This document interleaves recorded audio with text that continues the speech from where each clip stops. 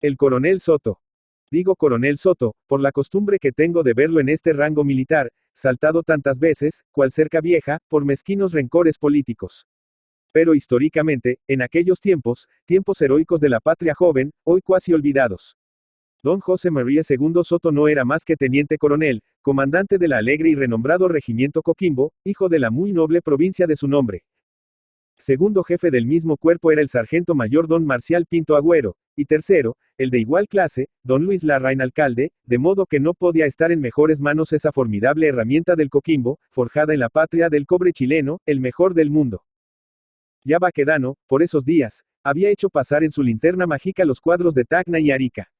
Estábamos, pues, en la antesala de Chorrillos y Miraflores, y nuestro ejército, esperando la señal de sus clarines y tambores, veraneaba alegremente en ese hermoso valle Lurín, cruzado de anchas acequias, cuyas aguas transparentes se deslizaban bajo el ramaje de los sauces e iban para Lima rezongando, acaso prometiendo que le habían de contar a las limeñas que en sus ondas se bañaban desnudos los rotos chilenos. Y en todo lo demás de la pintoresca ensenada, tupidos cañaverales en los que el viento en las noches simulaba muy traviesamente el rumor mal apagado de una legión que se viene encima, cosa que no me explico porque no sucedió en terreno tan propicio para sorpresa de la guerra tras ese telón de cañas, como para lances de amor bajo las languidas hebras de los sauces encubridores. Para no perderlo todo, de aquellos cañaverales cortaron los soldados la madera, que necesitaron para levantar sus rucas, en cuadras de verano, construidas todas en el más puro estilo de las ventas y fondas de nuestra Alameda en las Pascuas de aquellos días, más chilenos que los de hoy, ciertamente, en lo de amar y mantener las costumbres nacionales. El orgullo del Coquimbo era un juego de huesos de ballena que servían de asiento en el comedor de los oficiales. Nadie podía vanagloriarse de un lujo semejante, cuasi antediluviano.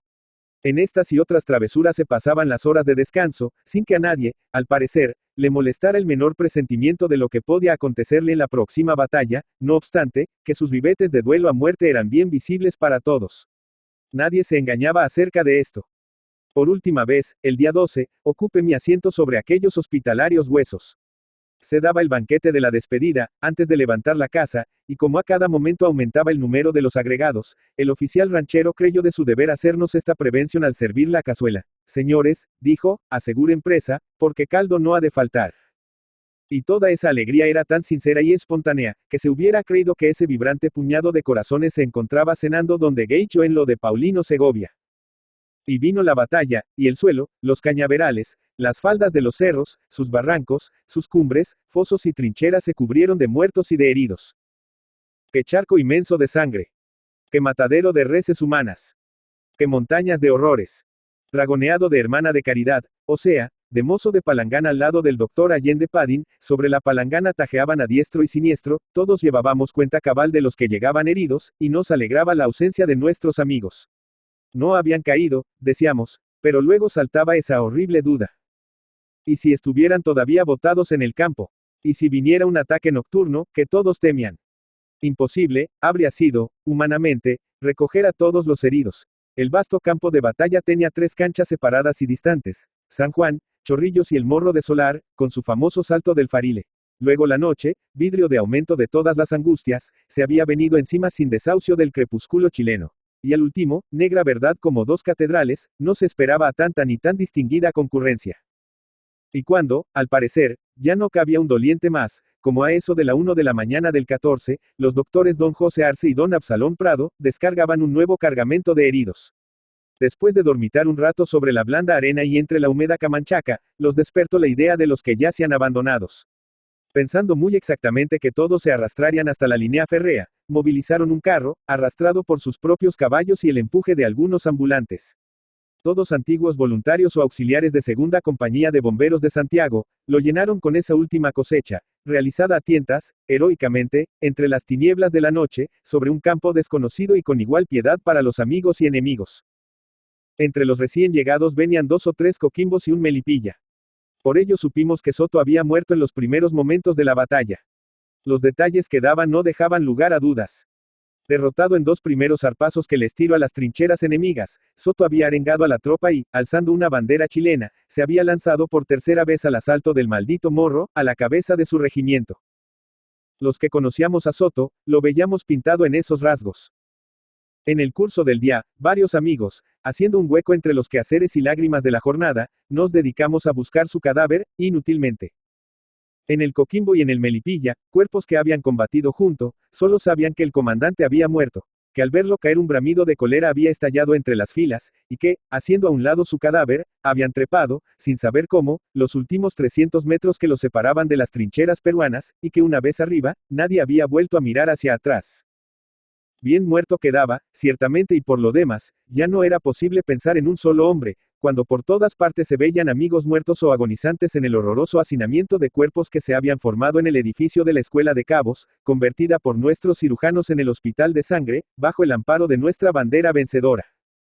Por otra parte, había que preparar alojamiento para nuevos huéspedes si se daba otra batalla, y, entre tanto, el día se hacía corto para hacer vendas, repartir alimentos, barrer inmundicias y lavar como niños chicos a esos rotos tan bravos para pelear, pero que al verse tendidos comenzaban a regalonear o a taimarse, acariciando el rifle, que ni los agonizantes consentían en soltar de su lado. Los buenos y sanos pasaron el día entretenido con el alboroto de las negociaciones de paz. Los diplomáticos, encantados de hacer algo, iban y venían de uno a otro campo. Isidoro Errázuriz fue enviado a la tienda de Pierola como parlamentario.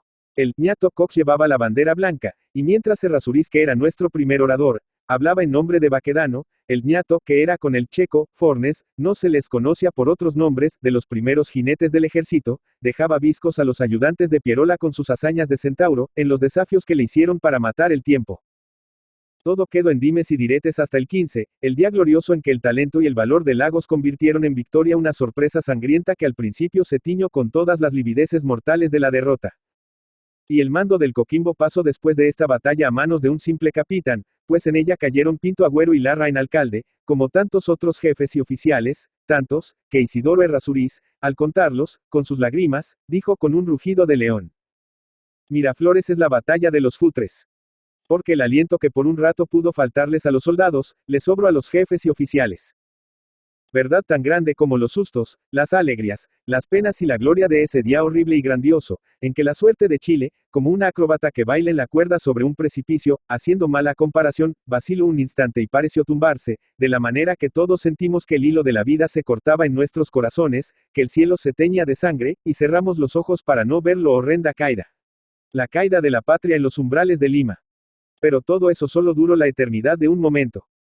Por lo demás, la noche que apagó la luz de ese día no tiene descripción posible. Chorrillos, Barranco y Miraflores ardían por las cuatro puntas. Ardían en las calles los cadáveres, hombres y animales. El aire espeso era caliente y olía a cosas podridas. Y el fuego avanzaba sobre el hospital y en este ya no cabían ni un dolor ni una inmundicia más. La evidencia solamente de que, abiertas de par en par quedaban las puertas de Lima para que entrara Chile por tercera vez en su corta existencia, podía enjugar el frío sudor de tantas amarguras.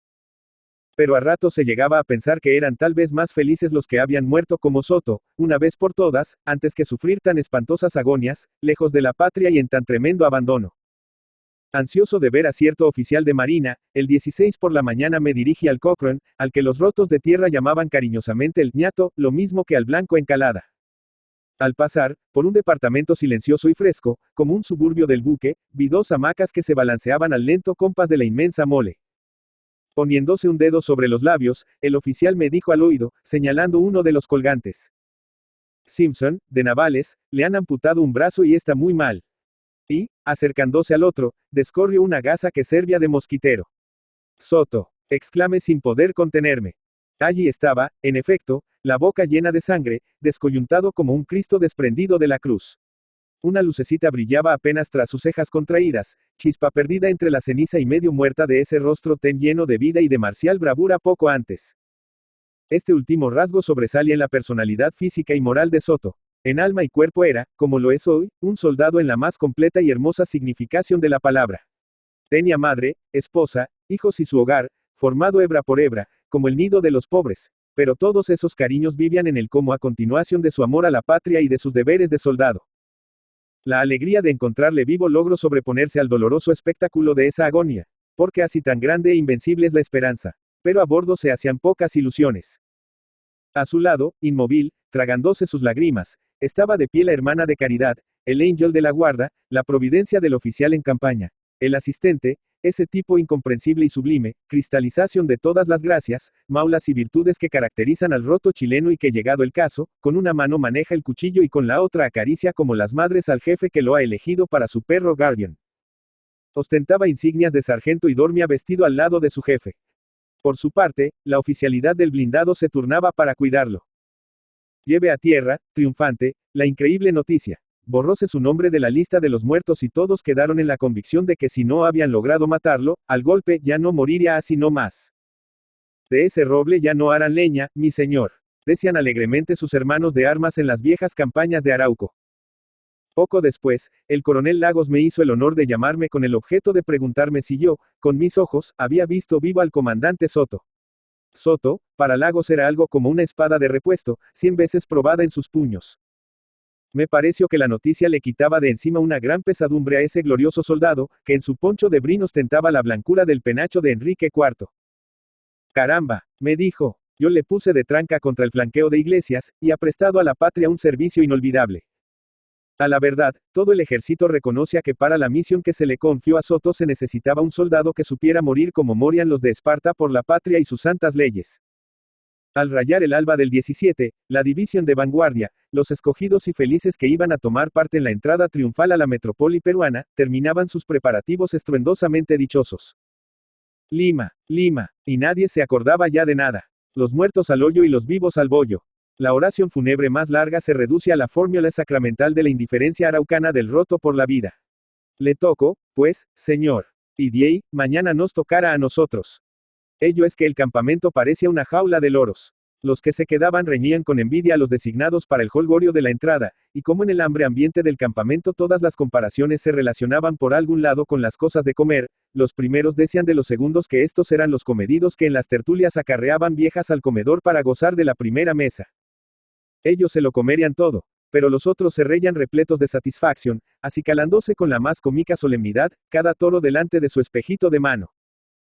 No sé en qué esté el secreto de esto que pueda tal vez parecer mariconada militar al que mire las cosas por encima, pero el hecho es que nuestros soldados hicieron la campaña del 79, con espejitos en los bolsillos, con la mismísima naturalidad con que la del 51 llevaban escapularios en el pescuezo.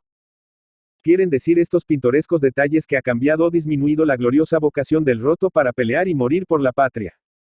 Sería como decir que hoy son menos bravos, porque son más futres los soldados chilenos. Pero los Mauser, como ellos dicen, por todo lo distinguido dentro de lo alemán, no les han hecho perder ninguna de sus condiciones tradicionales. Y chasco se llevaría a quien pensara lo contrario. Porque si con Bulnes y Cruz se batieron en Loncomilla como tigres, hasta quedar sobre el campo la mitad de los combatientes, con Baquedano y Lagos a las puertas de Lima, atacaron y se defendieron como leones que no habrían dejado cosa en su lugar, si la pudica noche, y la estrella buena de Chile, no hubiera interpuesto el manto protector de la Camanchaca y sus tinieblas entre la ansiada Lima con su cielo estrellado de mujeres encantadoras. Y el malo araucano jurado como supremo desquite en las penalidades abrumadoras de larga campaña. Lima, Lima, el arca abierta delante de la cual hasta los justos debían delinquir. En el reglón pompador de los mandamientos. Un buen día apareció Soto en el Callao, rigurosamente vestido de paisano. Le habían nombrado colmadamente del resguardo de la aduana, y estaba de convaleciente, más de ánimo que del cuerpo, cuyas heridas habían ya cerrado. Se quejaba de la vida, aunque la había recuperado por milagro, y con más fastidio de la vida militar. Lo que era el ya no volvería a sacar la espada por nada de este mundo, nunca jamás, viniera lo que viniera. Pero en esto vino la intentona de intervención yanqui en el arreglo de nuestros negocios con el Perú, y tan injusto y descarado atropello, no ya de parte de la gran nación, sino de un bellaco político, produjo, naturalmente, una especie de fiebre en el ejército, avecindado pacíficamente en Lima. Jefes y oficiales se subían a las nubes en el colmo de la indignación. Los rotos, sin inmutarse tanto, se limitaban a decir con sorna habitual, muy bien, pues. Alguna vez hemos de pelear con la gente. A todo esto, Soto mejoraba visiblemente de salud, y una noche se presentó vestido de militar a una comida de amigos. Se había avergonzado de su traje de paisano, pareciéndole que en tales momentos las prendas civiles eran como un escondrijo de sus deberes de soldado. Por algún rato se logró acallar la cuestión de la patada yanqui, pero al final hubo explosión. Los años se callan de aquellos corazones invencibles. Los más viejos peroraban como tenientes en la flor de los años y de las ilusiones. En opinión de Soto, a Chile no le quedaba más que portarse como quien era, para eso allí estaba su ejército que sabría morir como un solo hombre. Y después me lo dejan boqueando, como en el Salto del Fraile, le dijo un compañero. Entonces la conversación recayó, naturalmente, sobre las peripecias del Coquimbo y la muerte de Soto en aquel famoso asalto. Cada cual recordaba algún incidente visto u oído. Juntándolos todos, resultaba, más o menos lo siguiente. En la tarde del 10 de enero se daba en el campamento por definitivamente acordado el plan de ataque a esas formidables trincheras peruanas, tras de las cuales, Pierola, con justos motivos y patriótico orgullo, consideraba al Perú tan seguro como a San Pedro en Roma. Sin embargo, el comandante de un buque de guerra extranjero le había observado sacando su reloj. Es cierto, señor, la situación de su ejército parece inexpugnable. Pero yo he visto a una división chilena tomar a la bayoneta las fortalezas de Arica en 45 minutos contados en este mismo reloj. Por el lado nuestro corre el rumor de que Lagos no estaba conforme con un detalle del plan de ataque. Trataba el coronel nada menos que conjurar el peligro con que amenazaba el cuerpo de ejército que comandaba el coronel Iglesias sobre el Morro Solar. En su concepto, era absolutamente indispensable asaltarlo desde el principio y apretinarlo contra las mismas cumbres en que estaba fortificado, porque en cualquier descuido y contratiempo de la primera división, aquel se vendría cerro abajo con el ímpetu de una avalancha para flanquear nuestra ala izquierda. Todo flanqueo por este lado suponía un corte formidable al contacto del ejército con la escuadra. Imponíase, en consecuencia, la necesidad de dedicarle un ataque especial. Y tanto dio y cayó que, al fin, el buen sentido de Baquedano aprobó su iniciativa, comprendiendo la perspicacia militar de Lagos. Sin pérdida de tiempo, el coronel se dirigió al campamento del Coquimbo, y allí, sin apearse de su caballo, dijo tranquilamente a Soto: acabo de sostener una lucha en el cuartel general para conseguir que se destine una pequeña división con este único objeto, que el día de la batalla se encamine por la orilla del mar, y, apoyada por la escuadra, ataque de sorpresa, si es posible, el ala derecha del enemigo, que se apoya en la fortaleza y trincheras que tienen en el Gran Morro Solar, y en todo caso evite que pueda flanquearnos por ese lado. Para el desempeño de esta importante misión he designado a usted, seguro de que usted no me dejará mal. No le oculto el peligro ni las dificultades, pero si usted logra el objeto, habrá prestado un gran servicio. Y como Lagos no hacía las cosas a medias, agrego enseguida: hoy mismo, esto era el día 11, tendrá usted a sus órdenes el vaporcito Toro, para que vaya a reconocer la costa que rodea al morro hasta donde pueda. Y no hablaron más, porque ambos sabían a qué atenerse desde algunos años atrás, como quiera que en 1853, Soto, cabo primero en la escuela militar, salía al ejército con la jineta de sargento primero de la segunda compañía del cuarto de línea, cuyo capitán era Lagos.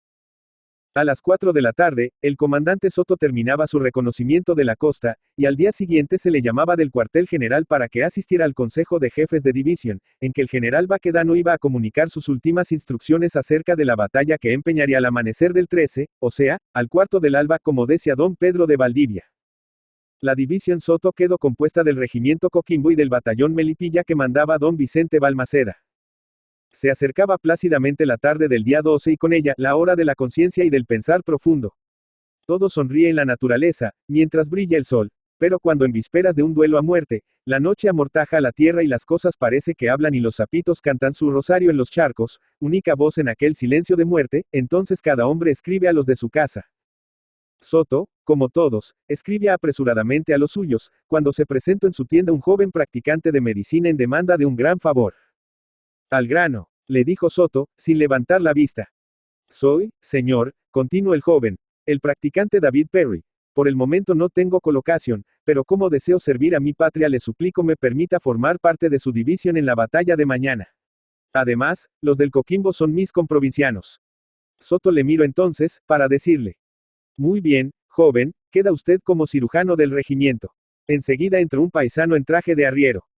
Yo soy, pues, señor, tartamudeó Bernardino Alvarado, a quien usted encontró cateando en el interior de Bolivia cuando perseguía al general Campero. Estaba empleado en la sección de bagajes, pero, habiendo sabido la proximidad de la batalla, había abandonado las mulas y carretones y su sueldo de 80 pesos para pelear al lado de su salvador en Bolivia. Y de estas deserciones hubo muchas entre los rotos, que no se conformaban con que después les contaran cuentos de la batalla cuando la tenían tan a la mano. El Coquimbo, seguido del Melipilla, dejó su campamento y emprendió la marcha por la orilla del mar, camino del Morro, pero luego la obscuridad se hizo tan profunda, que Soto juzgó prudentemente esperar que aclarara un poco, tanto para dar un descanso a su tropa a la hora de su reposo acostumbrado, como para evitar el riesgo de caer de cabeza sobre el enemigo. La columna se detuvo y entonces ocurrió esto, que, contado, puede parecer mentira. Los Coquimbos y Melipilla, que habían recibido doble ración de marcha, despacharon una, y luego se quedaron profundamente dormidos, largo a largo, sobre la arena, bien convencidos de que sobre el jefe caía la obligación de velar por ellos. Despertados de allí a buen rato, se emprendió nuevamente la marcha y en este segundo avance, que constituye uno de los episodios más dramáticos de la batalla de Chorrillos, ocurrió la escena inolvidable de la muerte del hijo adoptivo del Coquimbo, a quien los soldados en la tarde de la victoria de Tacna, le dieron un puesto en las filas y el propio nombre de su glorioso regimiento. La batalla estalló de pronto. Soto, sin pensarlo más, se lanzó sobre las primeras faldas del morro como de un brinco, y tan violento y rápido fue su ataque, que, en menos de una hora, apagaba los fuegos y se adueñaba de una batería que Iglesias había emplazado bordeando al pie del cerro. Siguió un recio tiroteo. Nuestra escuadra trataba de barrer las trincheras de los faldeous, en las que los peruanos tenían sus ametralladoras hábilmente agazapadas, pero luego tuvo que suspenderlos, temerosa de herir a los nuestros. En tales condiciones, el combate era bien desigual y el suelo comenzaba a matizarse de coquimbos y melipillas, caídos sin haber pagar su muerte al enemigo. Este los mataba impunemente. Solo ordenó entonces a su división replegarse sobre los mismos faldeous, quedando así amparada por las irregularidades del terreno, y debajo casi en línea recta, de las propias baterías enemigas. Esta feliz maniobra, me decía un veterano, nos libró de que el enemigo nos comiera vivos. Ella les permitió también reponerse y organizarse de nuevo, y lo que era igualmente necesario, reponer las municiones para continuar el combate cerro arriba. Para esto último, Soto ordenó a uno de sus ayudantes fuera a buscar 3 cargas que había dejado en el último descanso, pero como para esto había que salir a la zona que el enemigo barría y soplaba con sus fuegos, aquel vaciló indecorosamente.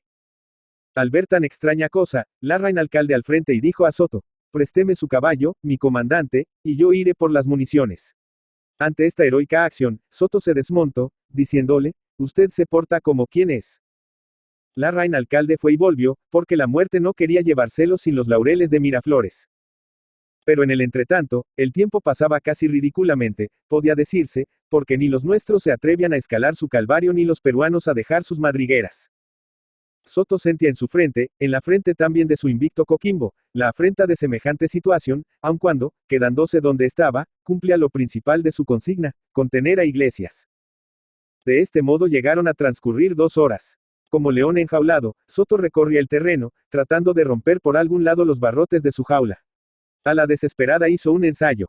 No quedaba más recurso que irse de frente, y al efecto, lanzó la primera compañía contra las trincheras más próximas, a unos 300 metros, pero esta tuvo que replegarse, a paso de vencedores, porque en menos de 10 minutos, dejaba en el campo más de 25 hombres, entre muertos y heridos. Esta retirada produjo en la tropa un efecto desastroso. Soto inclinó la cabeza, mordiéndose el ancho bigote. Se le hubiera creído agobiado bajo el peso de la situación.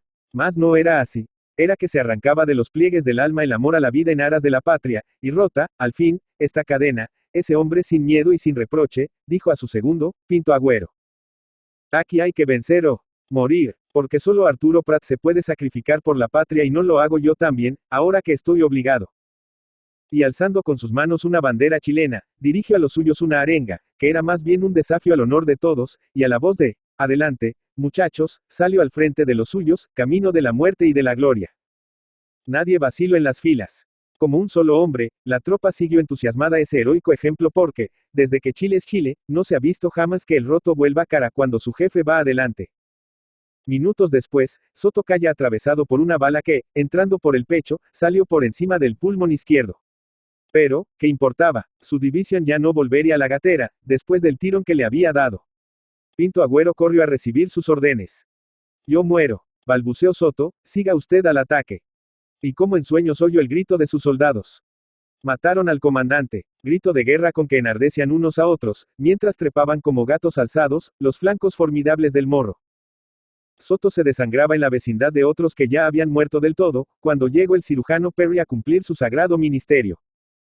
Estancó la sangre, vendó las heridas y dióle a beber unos sorbos de coñac con agua, y sin pronunciar palabra, corrió en busca de otras víctimas que atender con igual cariño.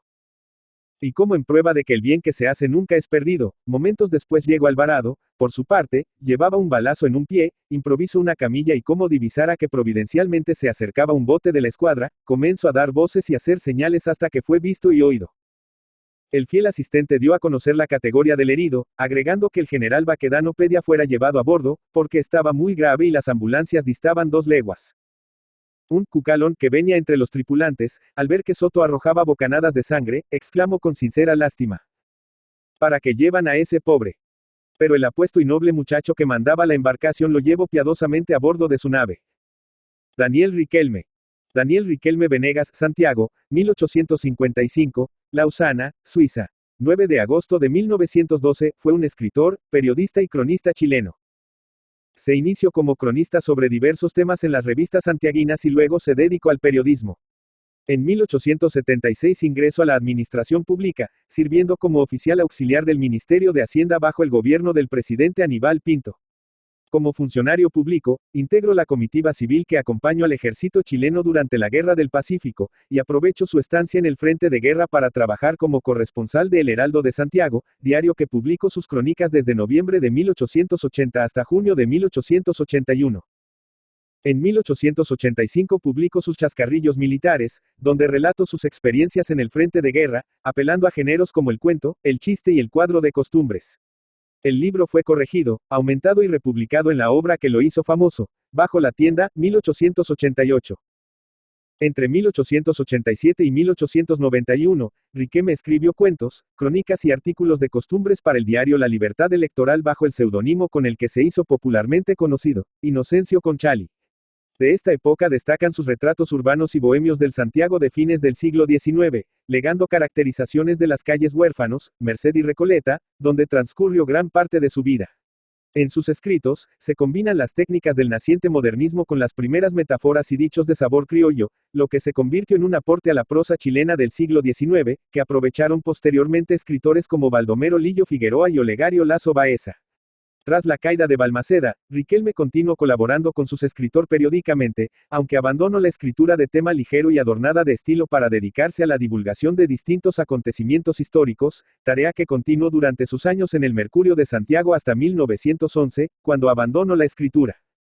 Además de su registro de la Guerra del Pacífico, Riquelme retrató la vida política y social de Santiago de fines del siglo XIX por medio de artículos costumbristas, crónicas de actualidad, cuentos y relatos breves. En la última etapa de su trayectoria como autor, se dedicó a escribir una extensa obra de divulgación histórica, donde propuso una relectura de ciertos relatos fundacionales de la nación.